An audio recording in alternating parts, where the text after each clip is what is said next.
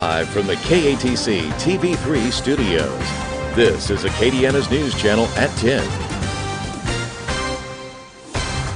Good evening, everyone. The verdict is in. Quincy Richard is found guilty in a federal bribery investigation. The jury reaching that verdict on this, the second day of trial, deciding the St. Landry Parish School Board member tried to sell his vote in the recent search for a new school superintendent.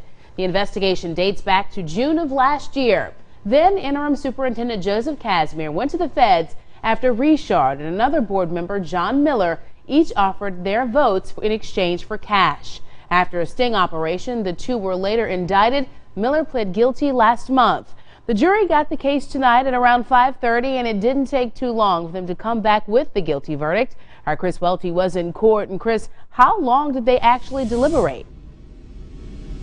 It was just under an hour a unanimous decision was made, all 12 jurors finding Quincy Richard guilty of bribery. Mr. Richard, any comment?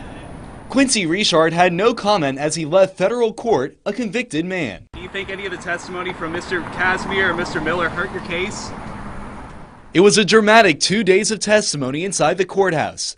Sealing Richard's fate, testimony from his partners in crime, disgraced board member John Miller, and the man they tried to bribe, Joseph Casimir. John Miller told the court it was Richard who orchestrated the bribery scheme. Casimir testifying he thought it was all a joke until Richard pushed the issue. Casimir called the FBI. The FBI videotaped the sting in which Richard collected the $5,000 bribe. In all, Richard was convicted on 3 counts: bribery, aiding and abetting bribery, and conspiracy to commit bribery. Throughout all of this, Richard was confident he would be acquitted. Can you put the camera on this? Look at this hand.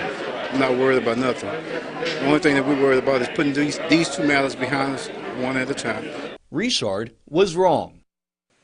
Next up is sentencing. Again, Richard was convicted on all 3 counts.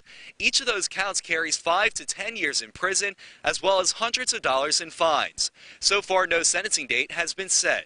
3's on the street in Lafayette. Chris Welty, KATC TV3. Now, Quincy Richard is no stranger to run-ins with the law. In 2004, he pled guilty to buying a degree from Southern University. That trouble caught up with him in just a few recent months when a judge ruled because of that felony conviction that came along with his guilty plea, he is ineligible to hold public office.